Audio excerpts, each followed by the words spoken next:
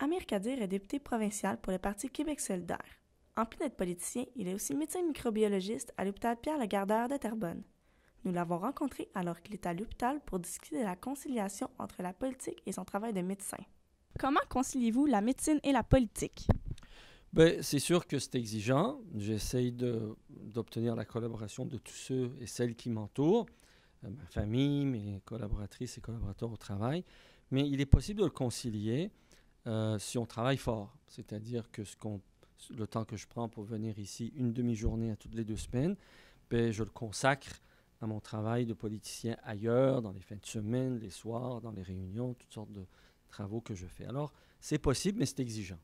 Avez-vous décidé d'aller en politique pour changer les choses au niveau de la santé? Absolument, oui. Au départ, d'ailleurs, j'ai été appelé par les gens avec qui je collaborais. Moi, je ne me destinais pas à devenir député, là, mais j'étais quand même impliqué dans un mouvement qui s'appelait le Rassemblement pour une alternative politique à la fin des années 90, qui voulait donner une alternative aux gens qui ne voulaient pas voter pour les libéraux et le Parti québécois.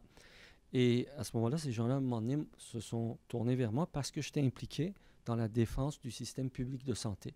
Puis ils pensaient que ça allait bien avec nos valeurs, qu'un médecin soit un porte-parole d'un parti politique qui était soucieux des services publics. À quel point votre vie politique a des effets sur vos disponibilités pour vos patients?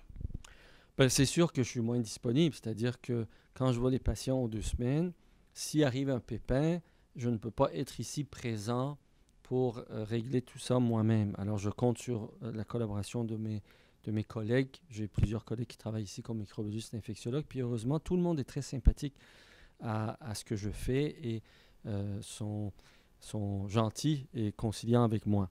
Euh, Heureusement, ça n'arrive pas souvent. Et moi, pour concilier ça, pour être sûr qu'on n'échappe personne, je fournis ma pagette qui est toujours ouverte 24 heures sur 24 à tous les patients qui sont susceptibles de avoir un problème éventuellement. Donc, de cette manière-là, ça me permet de ne pas, disons, échapper des problèmes de complications. Si vous aviez à choisir entre la médecine et la politique, quel serait votre choix? Mon choix ne serait pas de choisir. Mon choix serait de réunir les conditions pour que je puisse faire les deux en même temps.